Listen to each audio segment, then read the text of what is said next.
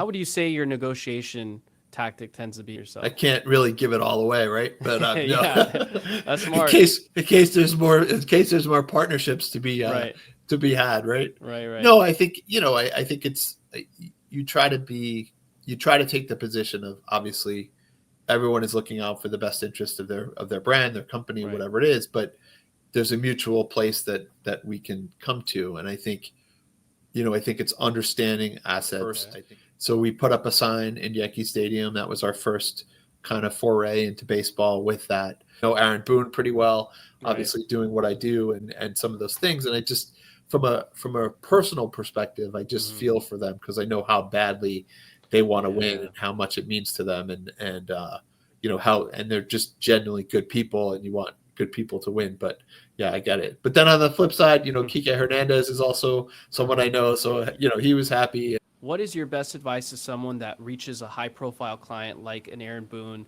as nice of a guy that he is, which I'm sure he is, like you said?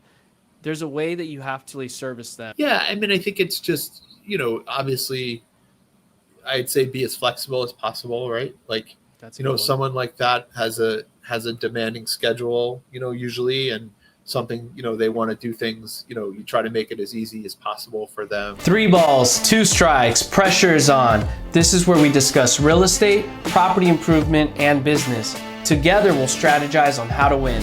Welcome to Full Count. Hey everyone, welcome back to Full Count Podcast. We have a special guest. He's a CEO of a major watch company that I think a lot of people are going to be excited about. And he has a cool relationship with Major League Baseball. So VJ, welcome to Full Count. Thank you. Thanks for having me, Andrew. It's great to be here. Of course. So I'm so excited to hear from you, especially with your leadership skills in business. And then we both have a passion for baseball. If you could quickly introduce yourself, what you currently do, and how you got there would be awesome. Sure. My name is VJ Geronimo. I'm the CEO of the Americas for Oris. So that basically means that I am responsible for basically this hemisphere, North America, South America, Latin America as part of that. Wow. Yeah, it's a great big region. It's a big region, but it's a lot of fun, and I really enjoy it. I got to Oris. I've been in the watch industry pretty much my whole working career, just about. So I started in the watch industry in 1993, if I may say that. Yeah. So yeah, it's been a long time. You probably weren't even born then, but that's okay. I was. So, but it was a long time ago. And yeah, I think, I've had several roles within the industry with a few different brands, but I've been the CEO of Oris for in the Americas here for about 15 years or so. It's coming on 15 years. Wow, good. So, yeah. How many people do you oversee, would you say? I oversee, in general, I think it's up to about just under 20, I would say. In our group, we're a small, we're a small organization, so it's not a huge thing. So we have distribution here in the United States is done in Connecticut. So that's where I spend most of my time in the office there. And then we have offices here in Mexico as well. And then we have cool. a bunch what of part different of Mexico? Things. So Mexico City. So perfect. How's that? It's great. I was just there. I was there a few weeks ago, about a month ago, I should say. And yeah, it was great. It was very nice. I always enjoy going there. So it's a very interesting place. So yeah, I can only imagine. So 15 years at Oris. And then I'm sure you travel a lot. Is that kind of part of your thing? I feel like you're always traveling, but maybe you're not. I do. Know. No, it does feel that way, especially the past couple of years. Yeah. I do travel a lot. So, being responsible for the brand, it's, we have a lot of things going on, whether that's, things that you would imagine from a, event that we do. We have a fleet of Airstream trailers, if you've seen those, that we use sort of as pop-up boutiques, and we support our retail network with those. So we do a lot of events there. So that keeps us busy, our group. So I spend a lot of time on those. Also just, general business, seeing customers and different things throughout the region.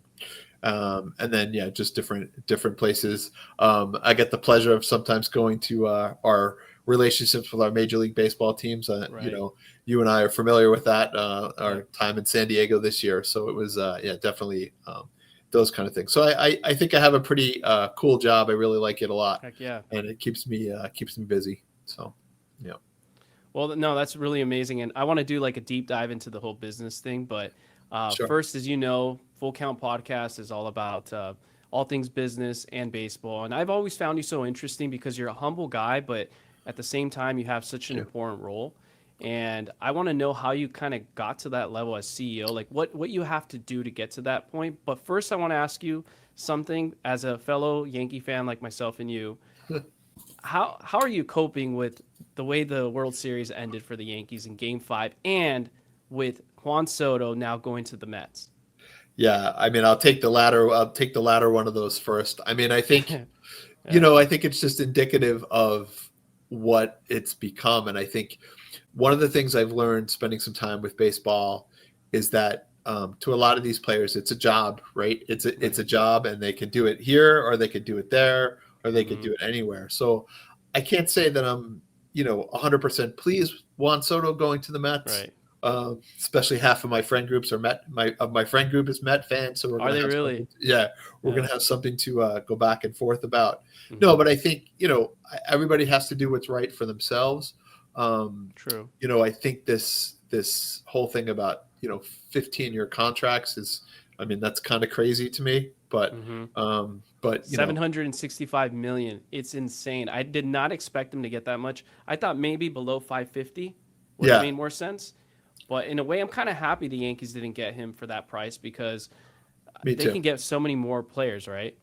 Me too. And yeah, he's a generational talent. And yes, but I think as with anything, time will tell. Time will tell what'll happen. Certainly from his, being 19 to being 26, he certainly performed a lot. But at the latter part of your career, maybe not within the next 5 years, but within the next 10, after that, the 10 years after that, it'll be interesting to see. So, yeah, I'm okay.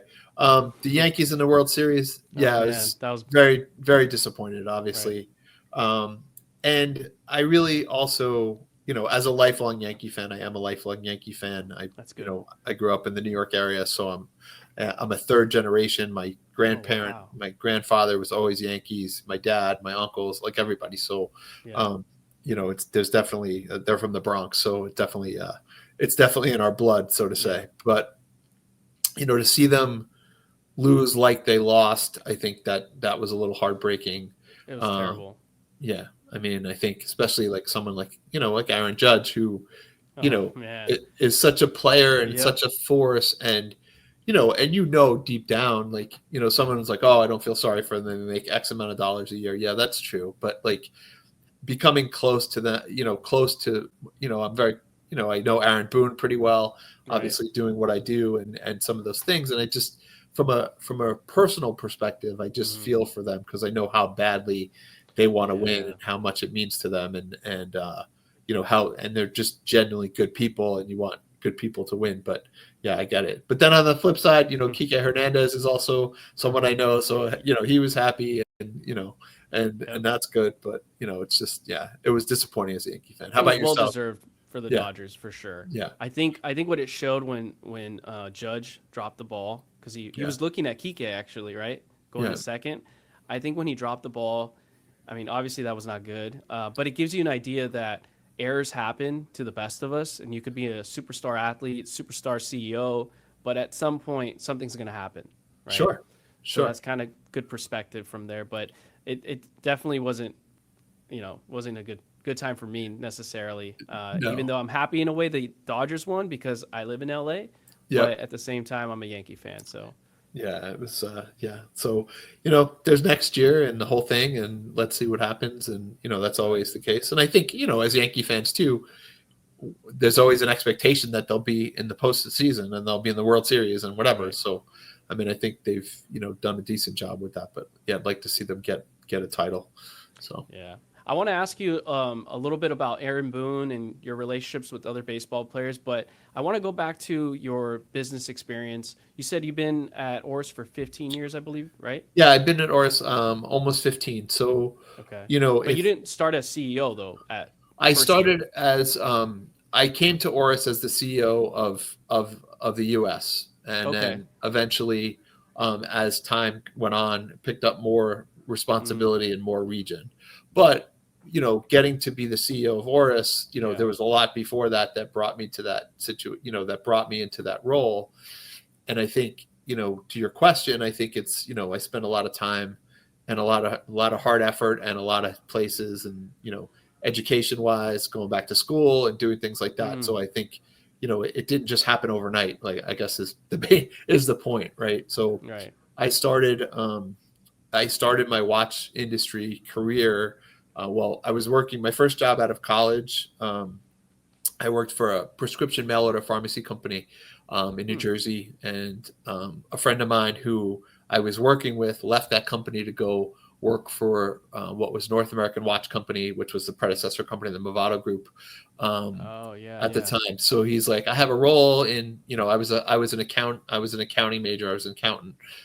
So basically, he had a budget. You guys are dangerous. You accountants are dangerous. He had a budget role open. So I said, oh, okay. And I related much more to watches, the tangible product of watches than, I did to prescription mail order drugs and things like that. So I was like, okay, I'll go. And then from there, I just, obviously held several positions within that company.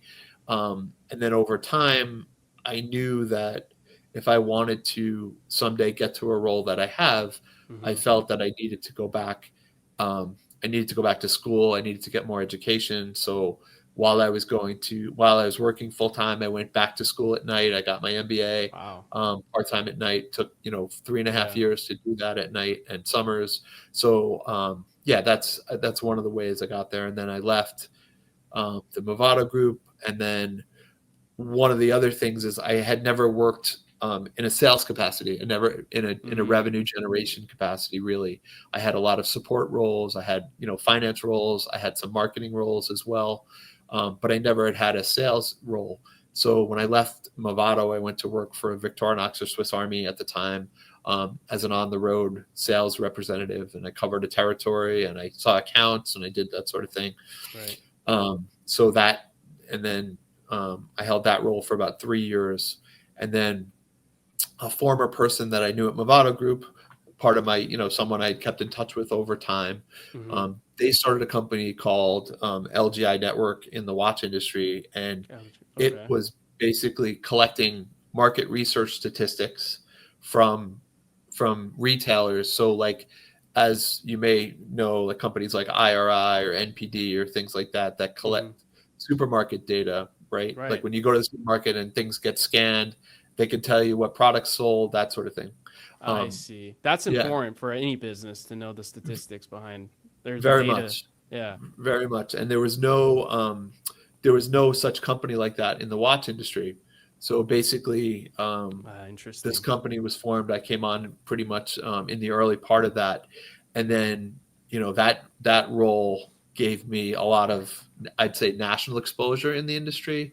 I got to know a lot of people. I got to know a lot of brands. I got to know a lot of retailers. So I did that for almost 5.5 years. I did that for, and then someone I knew or someone I had worked with was recruiting for this Oris role. Oris had just changed distribution. They wanted to open their own office. So that's where my experience with Oris started. And we set up an office in the US. We, set up the logistics, all that stuff.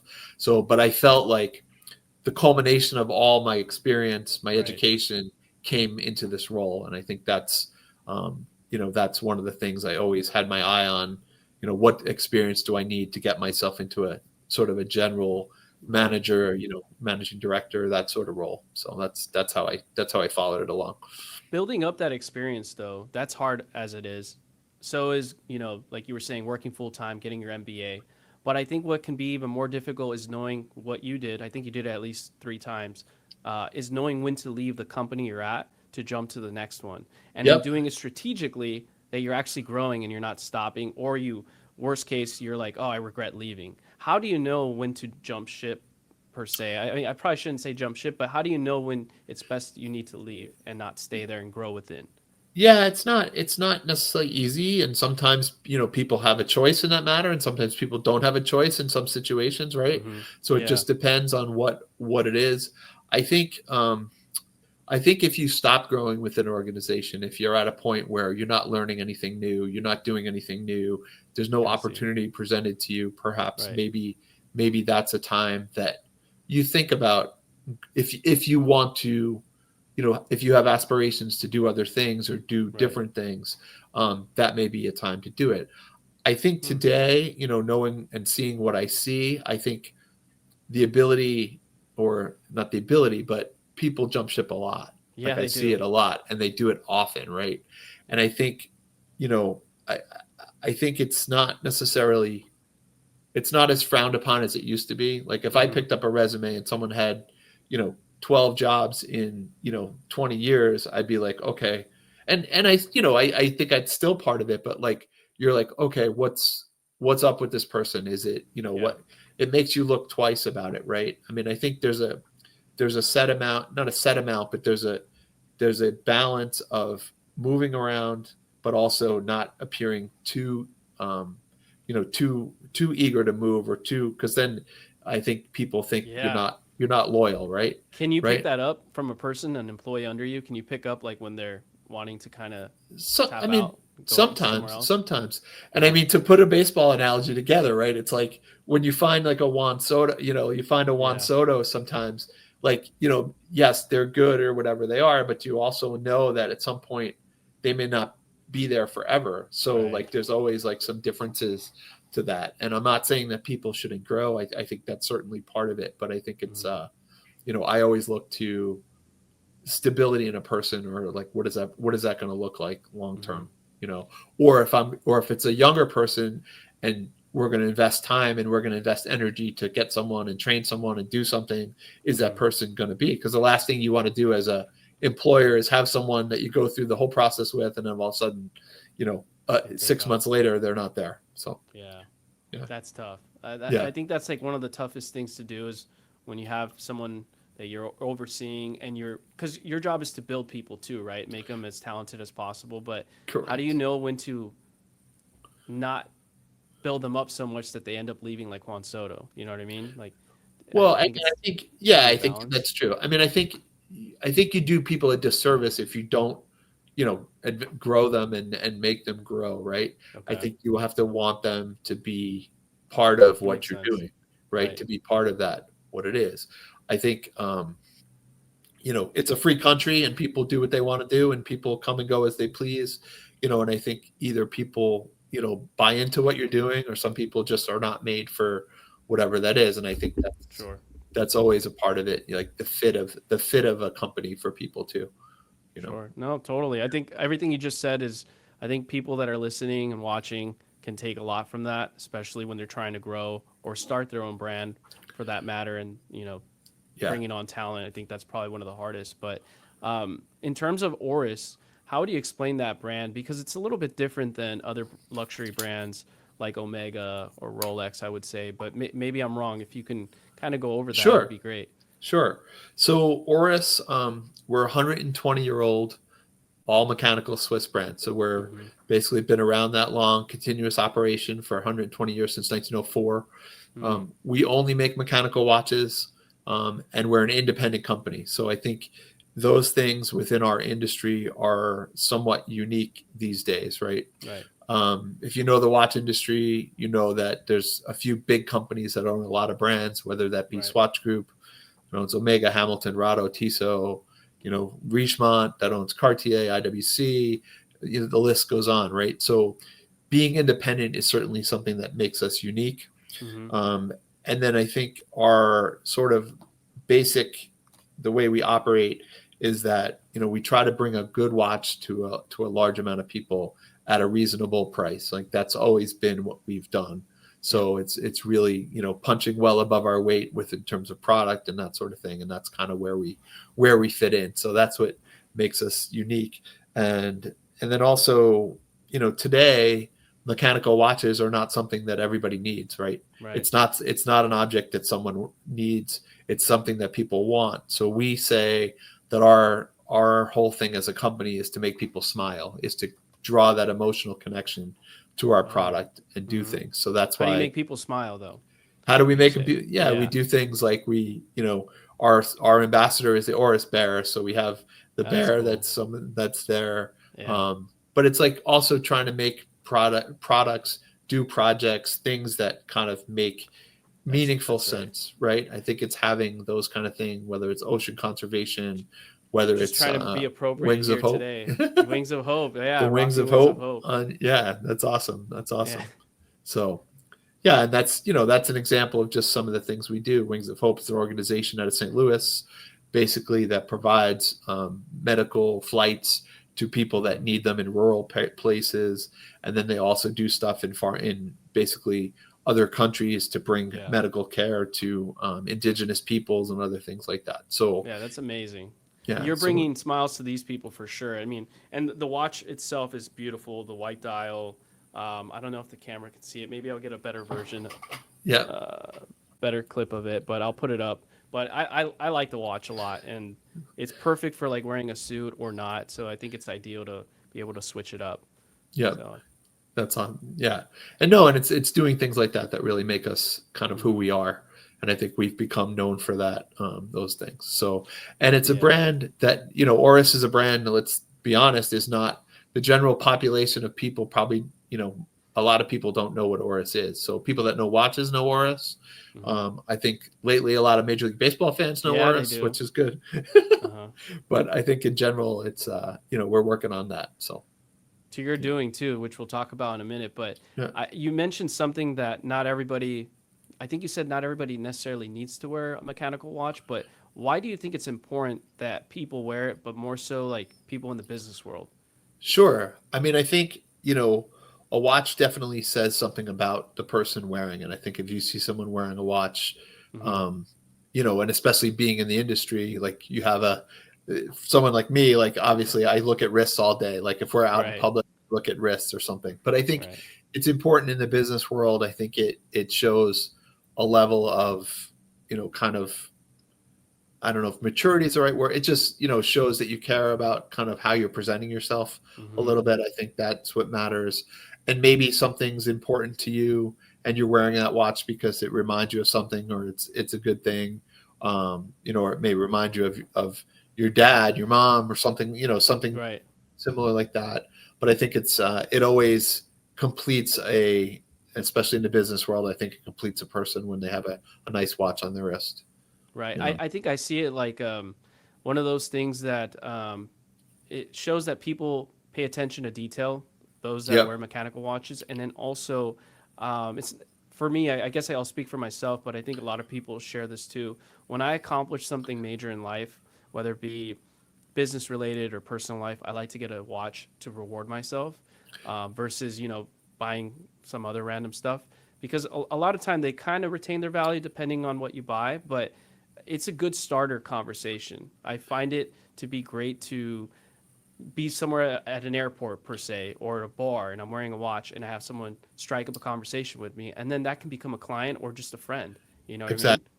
No, and I think that says a lot about, I think that says a lot about it and a lot about you, that you want to do that, but you also want to commemorate something nice, or it has that you've created that emotional connection with that watch, and you're like, oh, that watch is, I did that when I did that, or I, graduated, or I did this kind of thing. So certainly, I think that's important. So now you did mention that Oris, I mean, I believe Oris is definitely growing. I learned about it well before I saw it on the MLB in terms of like going to a game or seeing it on TV. But who was the driving force behind that, and how did that happen? Because now you're seeing in the outfield the Oris sponsorship. You're also seeing at the games, you guys are giving out those cool like coffee mugs. Who started all that? That was amazing branding on all ends, I think. Yeah. So we did. I started that. So we wanted to do something. We wanted to do something in baseball. Okay. Why baseball? From an awareness, we wanted to do something to grow our general brand awareness. So, we, in the past, we would do print magazines, or we'd do billboards or whatever, but we wanted to take a next step up in awareness and really expose the brand to a larger group of people. And baseball was one of those things that, it seemed like a good audience to be in. It was a consistent audience. And then, we started the partnership in baseball with the Yankees. So the Yankees also, that was our first. Okay. So we put up a sign in Yankee Stadium. That was our first kind of foray into baseball with that. And then also the Yankees themselves, it's very much a global brand. So people people in Switzerland, people in Europe, it's not something that people are not familiar with, at least if not the game of baseball, but the Yankee mark certainly is something that's worldwide. And I think as you travel, and I'm sure, you've traveled around to different parts of the world and you see the Yankee hat all over the place. So it certainly is something that, that we wanted to do. So that's how we started in baseball. That's how we really started. What's very interesting about, I think that was spot on in terms of like choosing a team, and you chose the Yankees because of the global awareness and the brand behind it. So you kind of have, that's a great partnership to say the least. But I have my accountant, he was in Japan during the World Series, and he was telling me that, and I almost thought he was lying, but he was straight up being honest with me and told me, I saw more Yankee hats in Japan than I did Dodger hats. And I couldn't believe it, and he couldn't believe it either. So that's something right there about the brand. Totally. You know Totally. And I think, then, when we talk about, the Dodgers certainly are also very iconic as well. Right. But we wanted to grow once we kind of had this and we said, okay, this is working. We wanted to grow. So then it was, how do we cover off the country, the United States? And then, how do we do that? So we picked the Braves, and then we worked with the Padres, and we worked with the Chicago White Sox. Those were the four teams that we were working with. The Dodgers were a little too over the top with their asks.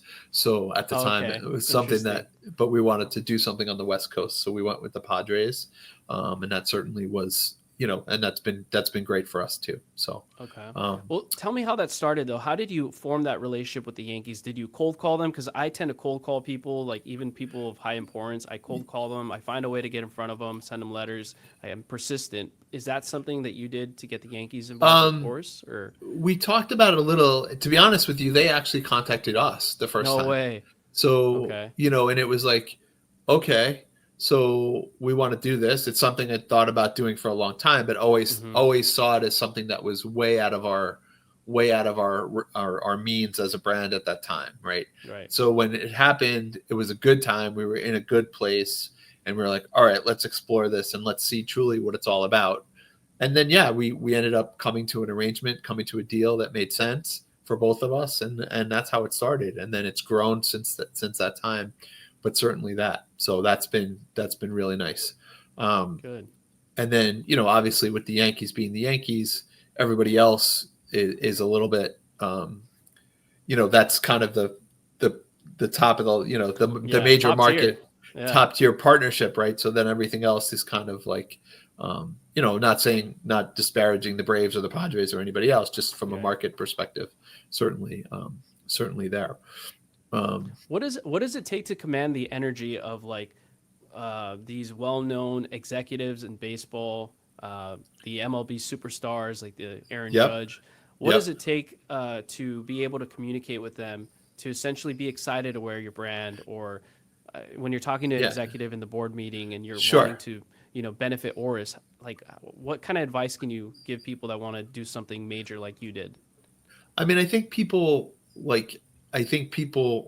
want to, these executives, the people that are running the teams and doing this stuff, especially on the sponsorship side, like their role is to bring in sponsors to do things. So I think at a general perspective, it's always, there's a mutual, obviously, desire to do it. And then it's just coming down to what are they offering, or what assets do you want, and that sort of thing. To me, like when I approach these kind of partnerships and I look at this, one is geography and what are we covering off and who are we benefiting by doing this. Number two is I always want TV visible signage. So if we're doing a deal with someone, I always want something that's in the outfield or something that's in, within the foul poles, that is on TV or gets exposure on TV. Like those are sort of the basic criteria that we use in kind of evaluating some of these things. What about behind home plate? Is that? Yeah, that's definitely a big one, or not really? Most definitely. I mean, that's probably the highest. Really? that's probably the highest exposure asset of all teams. For every team, that's the highest exposure asset because it's consistently on camera, but it's there. But usually there's no permanent sign behind home plate. Like that's rotational signage that they sell and they do. So it's, it's not always, yeah, it's, and it is very expensive, to kind of take the whole thing to do that. So, and it depends. And now with the advent of the international players like, Shohei and the Japanese players, and then sports betting and all this stuff, like the signage has definitely become a lot more in demand in different places for those two factors, I would say, over time a little bit. So that's interesting. Okay.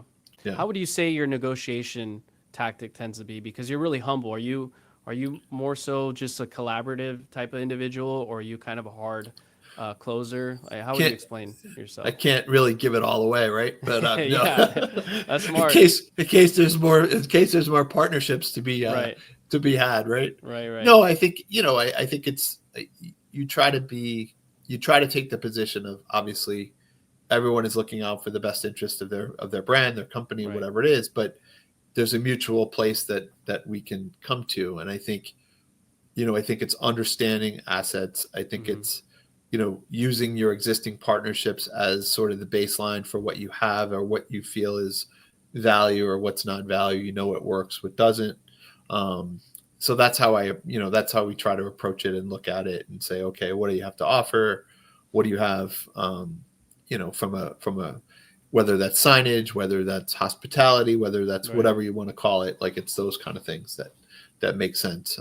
So yeah, look at it that way, but try to, and I think also within this, once you have sponsorships with teams, then a lot of teams approach you because they see you have signage with other people. So then you get a lot of calls. You get noticed. Yeah, you get noticed and you get a lot of calls that way. So, and then we also do work with MLB proper. So we do some signage with them. So some of their EVI signage and things like that. So we work with them on it. We have a media plan with MLB as well.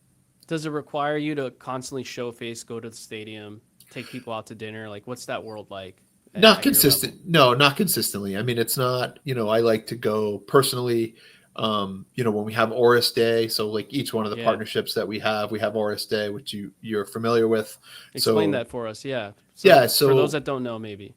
Yeah. So, when we put together these partnerships, we wanted to do something that would also kind of make Oris memorable within it. So, normally we have these mugs, Oris Bear mugs. I don't have one right to show you at the moment. Yeah, I should have used that mug today. Yeah, me too. That we're talking about it. But we have, so like if it's Oris Day at Yankee Stadium, we give out an Oris Yankee mug. The Oris Bear is our mascot. So we have the Oris Bear in a Yankee uniform, and that's on the cup. But we also have a physical picture, a physical Oris Bear that we allow like kids to come take pictures with, like a step and repeat. They could send the picture to themselves kind of thing, or their parents. And that's what that's gold. That's what we try to do. There. Yeah, I think so, because it's an adult game, right? But kids love watching it. But I feel like the small kids, if they see a bear, stuffed animal, I think that's exciting for them. It's something that people remember, and it's something they have. Also, the adults with the mugs themselves, but it's also kind of really trying to take the next step in awareness with these fans and do something like that. So it's always a good way to do it. I've had the opportunity a couple of times to throw out a first pitch. So that's always. You did, really? Yeah, I did. Oh. So how did that go? Did you do okay? I did okay. So my first time I did it was in San Diego a few years back. I did it. Yeah. And then I did it at Yankee Stadium. That was a little more intimidating, but I did okay. I can only imagine. Did you? I have another friend who threw the first pitch at the Dodger Stadium, and she was telling me her heart was racing, and she was like very nervous. And when she was at the home plate, you see the whole stadium seeing you. How did you overcome that? I feel like on our podcast, we ask them a full count moment, like when you overcome the most pressure. I feel like that's a perfect full count moment. Did you practice, or what'd you do to get through that? So take a shot of tequila? I don't know. Yeah, no, I didn't take a shot of anything. I was like, so the first time I did in San Diego, the Padres are very great. They take you out, they let you on the field. They're like, okay, go warm up, with someone. So we warmed up back there. and then they actually had like 2 ceremonial first pitches. So I was the second one. So the person in front of me actually went and I don't know. I feel like that could be worse when you don't go first. But totally bounced the ball, like totally like. So then I'm like, all right, the pressure's off. Like I haven't, there's nothing I can just, So, but I always feel, there's a moment, if you've ever seen 9 Innings from Ground Zero, if you've ever seen that movie about 9/11 and the Yankees, it's a really good. Check it out. With George W. Bush when he threw. Yeah, with George. Yeah, and when Jeter tells, but you need to throw it from the mound and don't bounce it because it's New York, they're going to boo you, kind of thing. Right. So, but I always took you need to throw it from the mound. So I always kind of went up on the mound and try to do it that way. So it was proper, proper in that sense. But yeah, it's nerve wracking. Certainly nerve wracking.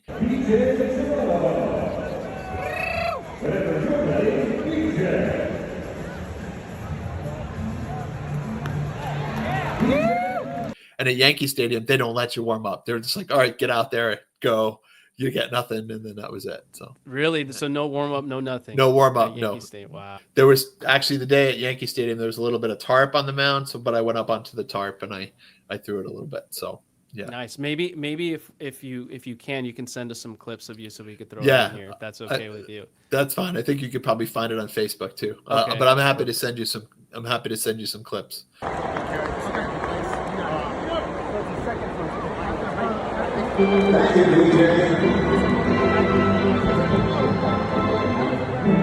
Perfect. So are you able to tell these other teams that you're a Yankee fan, or do you kind of keep that to yourself? Like no, I do. Yeah, I don't hide that fact. I mean, I think fan of baseball and that sort of thing, and then it always makes for a playful conversation or whatever with my other teams that we work with. So especially with the Padres, so that's always fun. So. Yeah. I've seen you in variety of photos with different stars in the MLB. Is there a cool story you can share about one of them that you had a cool conversation about at one point? Yeah, so I'll tell you kind of a couple things. So, when we first started advertising in Yankee Stadium, I got a call from the Yankee people, and they're like, "Aaron Boone wants to talk to you. Aaron Boone's agent wants to talk to you." And I was like, okay, we don't really do celebrity ambassadors. It's not something we do, but, certainly we'll call and listen. So, spoke with him and we basically worked it out. Aaron wanted to give his coaches watches and, we were like, okay, so basically, it started with doing that. So that's how Aaron Boone wears Oris, is that he basically has he gives his coaches watches every year or whomever, the people in the stadium, and then he wears the product and such. And that's probably one of the most noticeable things that we've ever done with regard to baseball and people seeing that and watches and that sort of thing.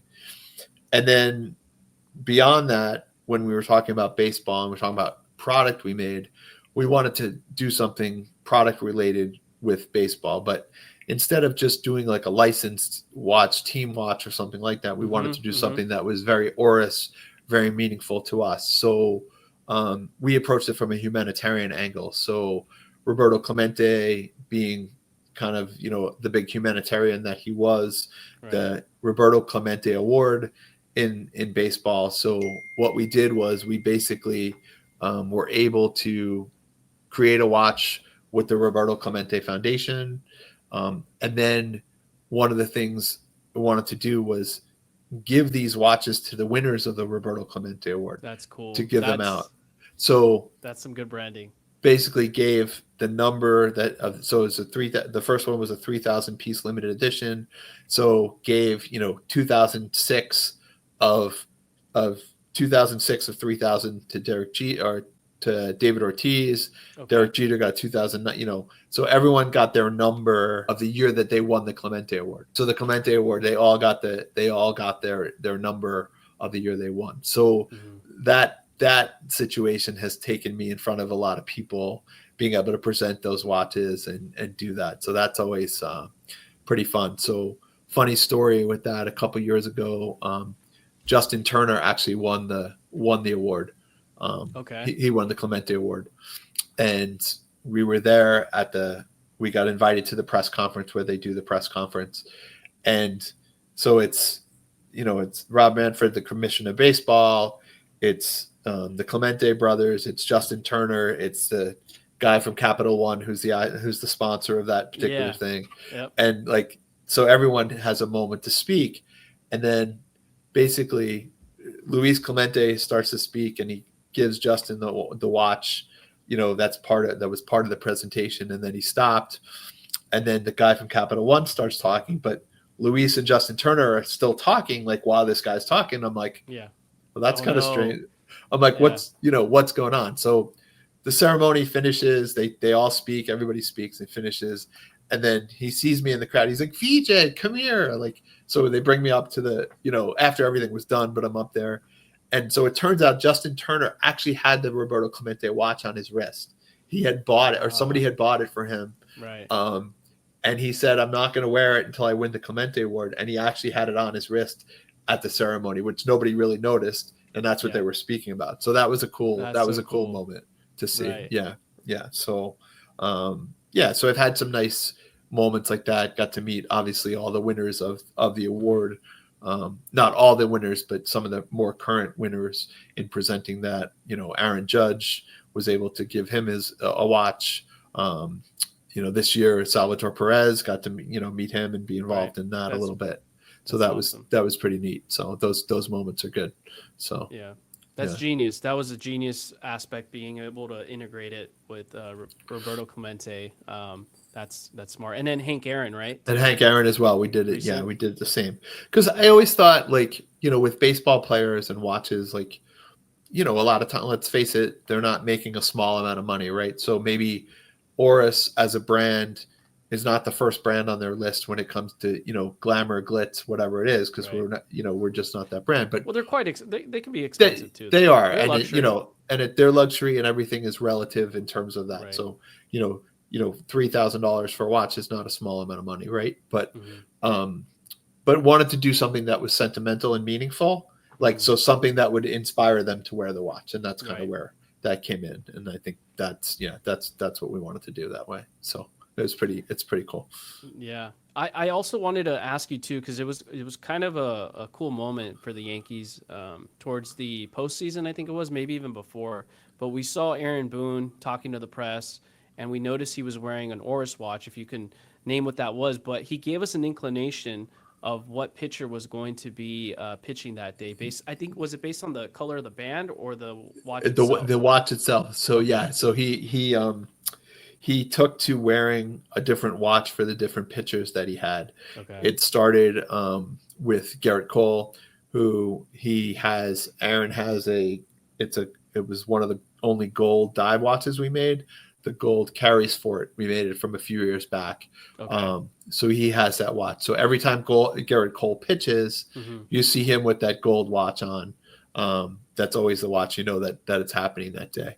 I'll tell you a funny story about that too with the World Series. But then you see him wearing other things throughout, and that signifies the different pitchers, or he wears them for them. What's the name of the model watch that Aaron is wearing though normally for like Garrett Cole or Luis? The Aquas. It's the Aquas carries for it limited edition. Yeah, gold piece. He wears a Pro Pilot caliber 115. He wears on a leather strap. He wears an Aquas 4,000 meter on that bright blue strap.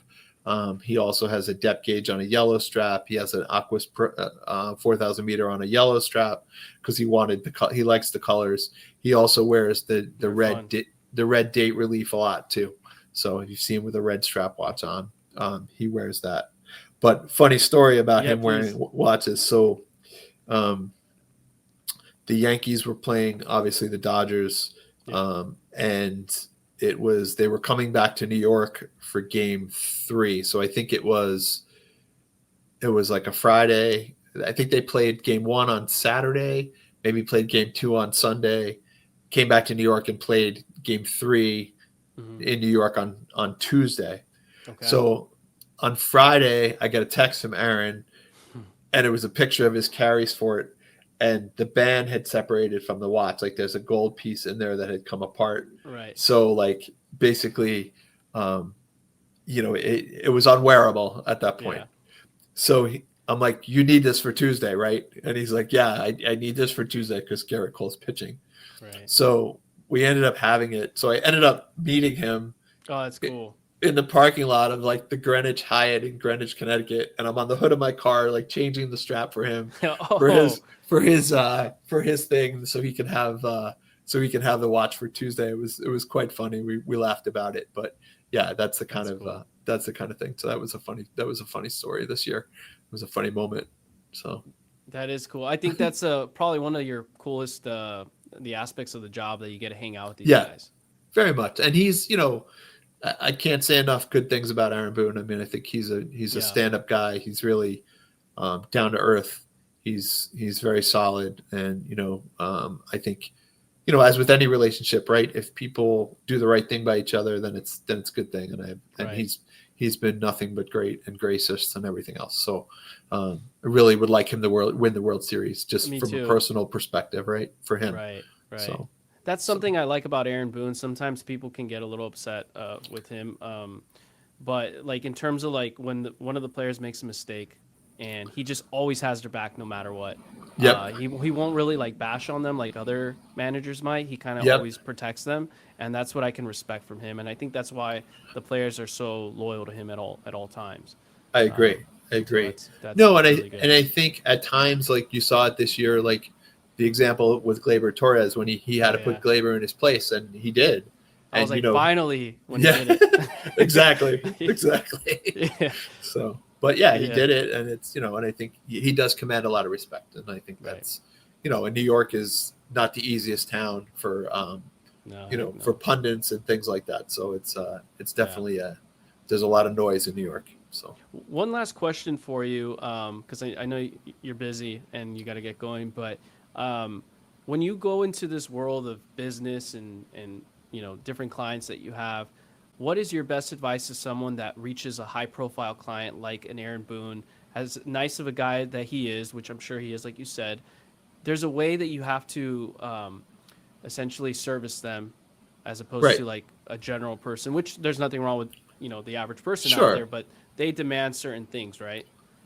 Yeah. I mean, I think it's just, obviously I'd say be as flexible as possible, right? Like, that's someone like that has a demanding schedule, usually, and something, they want to do things, you try to make it as easy as possible for them, whether you go to them as opposed to them coming to you or doing something like that, like certainly, just in the general sense of things.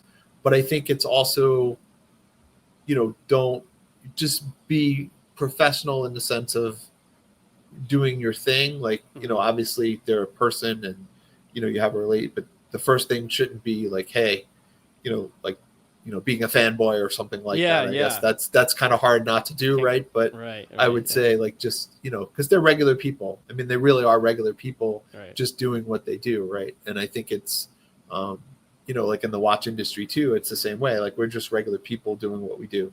And I think it's, I think that's kind of some of the advice I would give to that.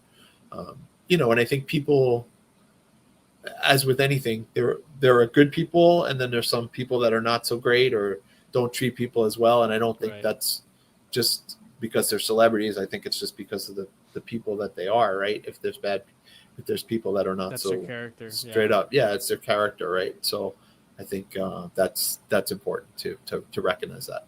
So right. I think that's great. Being flexible. I don't know why I didn't think of that, but that definitely makes sense. Being extremely flexible for them because of their crazy schedule, and then not being a huge like fanboy type of thing, because that could get a little weird for them. I can imagine. Yeah, at least at first, I think that's once you know someone or whatever, but you try to keep it on the level that they want to keep it on, I guess. Right. So yeah, that's what I would say to that. Good. So, well, this was great, VJ. Where can people find you in terms of like your Instagram and things like that? My Instagram is vj.geronimo, Geronimo, in Instagram. So that's my main social profile. And then obviously at Oris. So certainly there. But check out, the brand and that sort of thing. And hope to catch you at another game at some point, let's go. Andrew. Yeah. So, this year, maybe we'll see you in New York for that. That'd be great. So excited for the baseball season as well. And I really, really like what you do on your podcast and such. Thank you. Appreciate it. So before you go, can you give us the viewers and listeners, can you tell us of a new watch coming out for Oris, or is there a watch that you recommend people kind of take a look at?